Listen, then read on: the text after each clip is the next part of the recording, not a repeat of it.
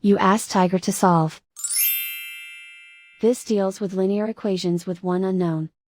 The final result is x equals -14. Let's solve it step by step. Swap sides.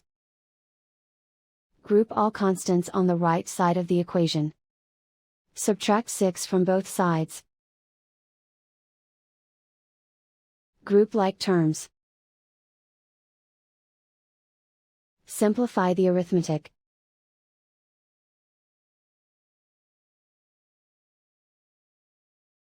Isolate the x. Multiply both sides by 2.